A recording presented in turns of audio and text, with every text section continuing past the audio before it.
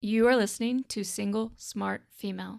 This is Jen, explaining the possibilities in your love life and examining your mantourage dating experiences. I am here to help you do life and love on your terms by tipping the scales of love permanently in your favor. So don't forget to text this episode to all of your single smart girlfriends, and let's get started. Hey, lover girl, it's your romantic fairy godmama coming to you with a romantic fairy godmama kind of quickie. And today's topic is the most annoying hyperfocus habits that lead to obsession that women have, part 2.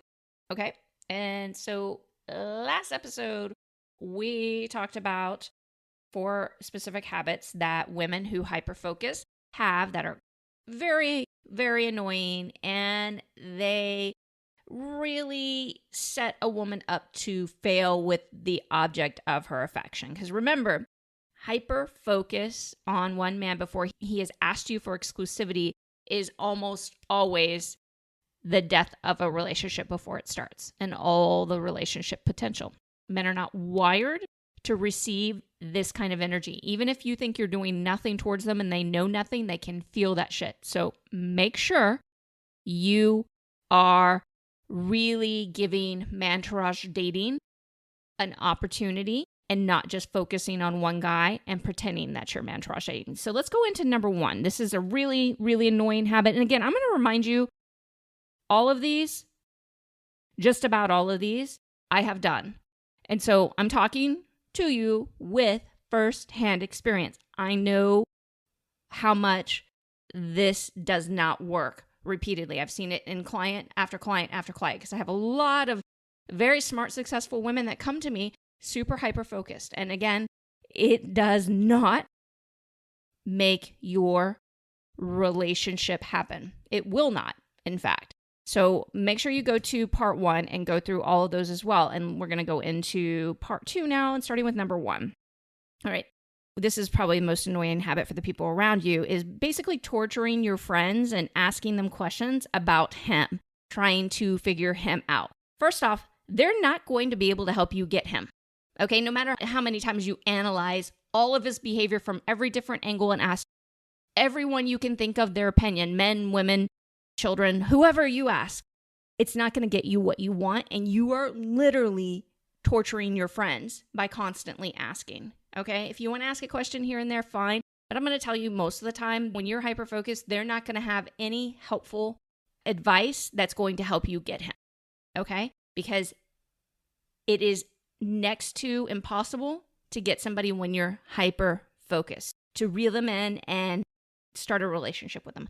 Extraordinarily hard. And even if you get to that relationship part at the beginning, at some point, it's going to fall apart very quickly because it's just a really messed up dynamic between men and women.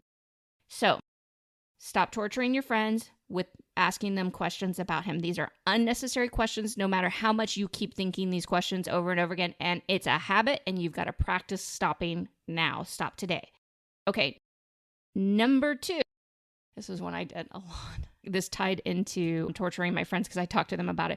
I made every song I heard, every sign I saw, everything was about, it was a sign about our ability to reconnect. This, I'm specifically talking about the last guy that I hyper-focused on, whose name was John.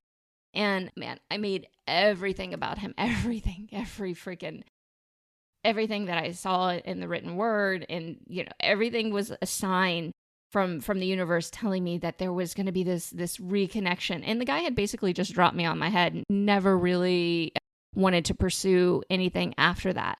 And thank God, because I would have totally missed out on my current husband if I hadn't finally decided to let that go. But I just want you to know, sometimes we see things because we want to see things. And somebody's got to tell you that. And I know your friends may not want to tell you that because they love you and care about you, but I love and care about you too as your romantic fairy godmama, so I'm not going to lie to you. And I know this from personal experience, very hard-hitting personal experience. You're seeing what you want to see, and you're seeing signs that you want to see instead of allowing signs to come to you. Not that I don't believe in signs, but in this instance, when you're hyper-focused, until you break the hyper-focus, the signs are not valid. Okay? Number 3. Now, this is huge. And if you don't stop this one, you're just not being a good person. All right. And that means not showing up for your friends or bailing on them, especially in reference to him. So we all have a tendency for FOMO. Okay. But if you really want to become an adored woman and tip the scales of love in your favor forever, you have to stop with the FOMO reactions. Meaning, if you set a date with somebody, no matter if he shows up last minute and says, oh, can we go do this, this, and this? You're not canceling on that other guy. He gets to wait. He gets to wait, not the guy that you scheduled with originally. And avoiding scheduling with people so that you don't have to cancel on him because you're waiting on him, that's just as silly. Then the other piece is doing this to your friends. It's crazy, okay? Do not do this to your friends. You are not in integrity with who you are, and you are not going to get what you want out of this. So don't do this, okay? And it is a huge, huge sign of hyperfocus. And reminder, I'm going to say it over and over again because I care about you getting the love life that you want. Hyperfocus is the kiss of death for relationship potential. Men can't handle it before he's decided he feels the same about you. So turn that crap off. It's just habits you're practicing. You can break it by breaking the habit. So not showing up for friends or bailing on them or not actually making plans because you're afraid you're going to miss out on an opportunity with him.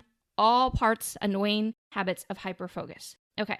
And our final one for today. This is a big one, ladies.